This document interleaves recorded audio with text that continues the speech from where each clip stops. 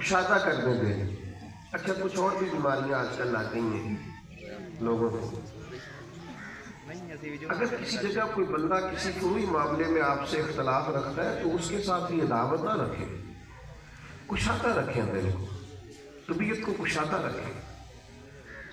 کوئی شخص اگر کسی وجہ سے آپ کو محسوس ہوتا ہے نا اس کا آپ کے ساتھ معاملہ درست نہیں, تو میں اکثر کہا کرتا ہوں کچھ تو مجبوریاں رہی ہوں, یوں ہی کوئی بے وفا نہیں ہوتا.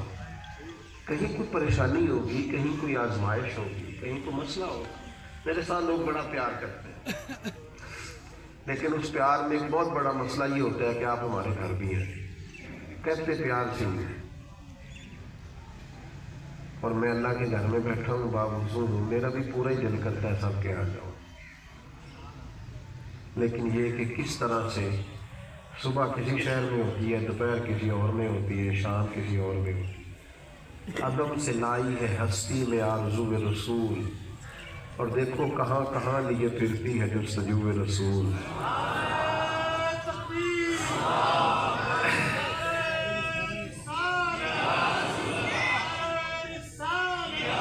تو میں اپنے اور دوستوں سے بھی کہتا رہتا ہوں, یار یہ مت سوچنا کہ آئے نہیں, بس یہی سوچنا کہ کچھ تو مجبوریاں رہی ہوں, یوں ہی کوئی بے وفا نہیں ہوتا. دل کشادہ رکھیں, کشادہ. کتنا کشادہ؟ سلطان صاحب نے تو کہا 14 طبق دلے دے اندر, تو تمبو وانگو تاڑے ہو, دل دریا سمندروں ڈونگے کون دلا دیا جانے. وسیع دل ہو, وسیع المشرب ہو بندہ, کشادہ ہو, طبیعت کے اندر مطلب گھٹن نہ ہو, پریشانی نہ ہو. کبھی کبھی کچھ چیزیں بڑا مزہ دیتی ہیں. کبھی گاڑی کے پیچھے لکھا ہوا دیکھا آپ نے کہ تو لنگ جا ساڑی خیر. یہ کشادہ دلی کا تو کوئی عرض نہیں یار, پھر کیا سڑک ہے سب کسان کی, کوئی آگے ہے کوئی پیچھے, کوئی یہ کشادہ روئی کی بات کا. دل کشادہ ہونا چاہیے, وسیع ہونا چاہیے آپ کا مزاج. سب کو جیت کر مزہ نہیں آتا, کچھ کو ہار کے بھی مزہ آتا ہے. نہ سمجھ آئے نا تو کبھی 5 سال کے بچے کی اور اس کے باپ کی لڑائی ہوتے دیکھنا.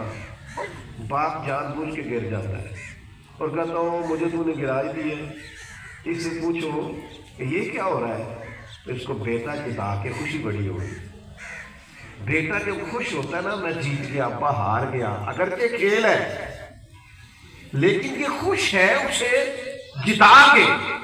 کئی دفعہ ہار کے بھی سکون ملتا ہے بھائی, ہر دفعہ جیتنا نہیں چاہیے. نالے کبھی کبھی انوکھا بھی چلنا چاہیے دنیا. تو جتنا بھی کہ سارے میدان جو ہوئے, 2-4 لوگ ایسے نہیں ہونے چاہیے جو کہیں یار ہم ہارنے کے لیے آئے. جتن پہ ہر کوئی کھیلے, تو ہارن کھیل فقیرہ. اوے جتن دا مل کوڈی پیندا, ہارن دا مل ہیرا. کبھی بندہ کہے چلو ٹھیک ہے. میرے عزیز دل کو کشادہ رکھیں, وسیع ذہن ہو آپ, وسیع المشرب. چھوٹے چھوٹے ذہن بنا لیے لوگوں نے, چھوٹا سا یعنی اپنی گلی محلے کی سیاست کر. اتنا سیانہ نوجوان ہوتا ہے, وہ ملک کو سنبھال سکتا ہے, صوبے کو سنبھال سکتا ہے, ضلع کو سنبھال سکتا ہے, پر وہ بیچارہ گلی محلے کی سیاست سے باہر نہیں آتا. نبی پاک کا اسوہ حسنہ یہ ہے کہ آپ کا دل کشادہ ہو. دیکھیے سرکار کی عادت مبارکہ تھی, کسی سفر پہ تشریف لے جاتے تو سب سے آخر میں سیدہ فاطمہ رضی اللہ تعالیٰ عنہ کے گھر جاتے, اور اگر واپس آتے تو سب سے پہلے سیدہ پاک سے ملتے. ایک سفر سے کئی دنوں کے بعد سرکار تشریف لائے تو سفر ظاہر ہے انسان کو تھکا دیتا ہے. کئی دنوں کے بعد قریب تشریف لائے تو آثار سفر تھے, کچھ چہرے پر آثار تھے بظاہر تھکاوٹ کے. تو سیدہ فاطمہ رضی اللہ تعالیٰ عنہ کی آنکھیں بھار آئیں, رو پڑی. عرض گزار ہوئی یا رسول اللہ صلی اللہ تعالیٰ علیہ وسلم, حضور آپ نے کتنی مشقت فرماتے ہیں دین کے لیے.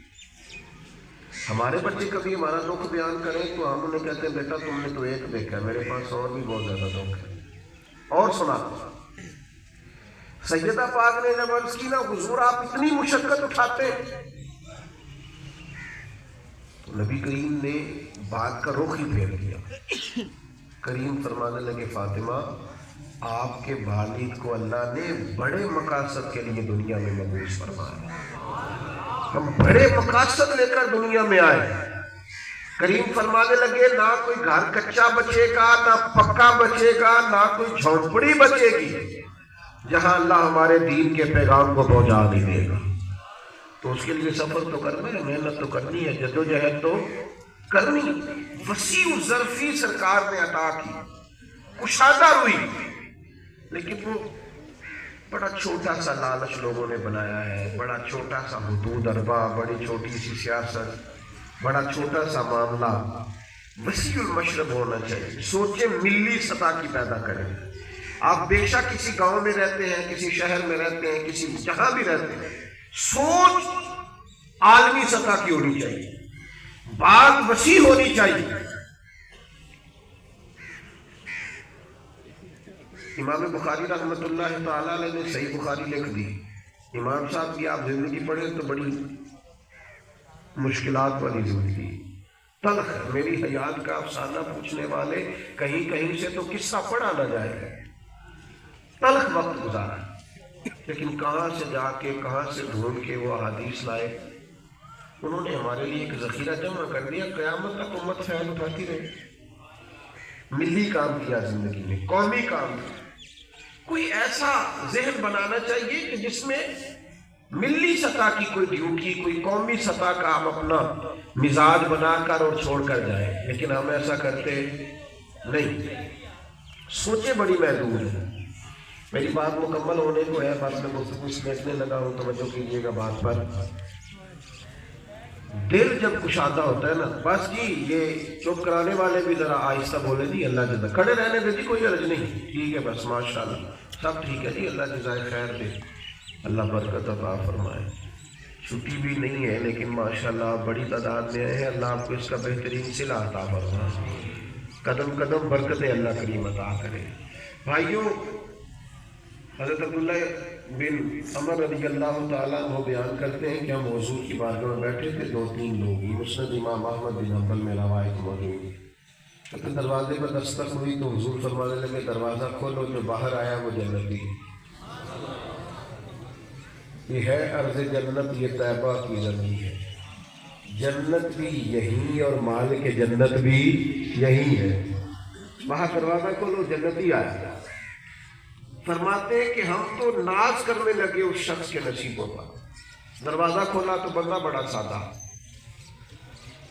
وضو کیا ہے تو داڑھی سے پانی کے قطرے گر رہے ہیں، جوتے بغل میں دبائے ہوئے، سامان کا تھیلا اٹھائے ہوئے، ساری چیزیں کونے میں رکھی، حضور کی بارگاہ میں حاضر ہوئے، بات عرض کی، چلے گئے۔ ہم ناز ہی کرتے رہ گئے، یار کمال ہو گئی، سرکار نے جنتی کہہ دیا، حضور تو کسی کی طرف مسکرا کے دیکھ لینا تو بات بن جاتی ہے، اس کو تو نامینیٹ کر کے جنتی کہہ دیا، کمال ہو گئی۔ فرماتے اتفاق کی بات یہ کہ اگلا دن آیا، ہم وہیں بیٹھے تھے، پھر دروازے پہ دستک ہوئی، سرکار نے فرمایا کھولو، بھی دروازہ جنتی آیا۔ ہم سوچ رہے تھے کسی اور کے نصیبے کھل گئے، پر دروازہ کھلا تو وہی بندہ تھا جو کل آیا۔ اور زیادہ ہمارے دل اس کے لیے ناز کرنے لگے کہ اس کو تو 2 دفعہ ایک ہی شخص کو جنت کی بشارت، کمال ہو گئی۔ فرماتے اسی طرح وہ آئے، کچھ معروضات اور اس کی اور رخصت ہو گئے۔ ہم بڑی خوشگوار حیرت میں تھے، رات ناز سے کروٹیں بدلتے رہے کہ کمال ہے۔ فرماتے حسن اتفاق کے تیسرا دن دستک ہوئی دروازے، وہیں بیٹھے، حضور نے فرمایا کھولو، بھی جنتی آ گیا۔ کہتے ہیں دروازہ کھولا تو وہی سیدھا سادہ بولا بالا آدمی، وہ آیا،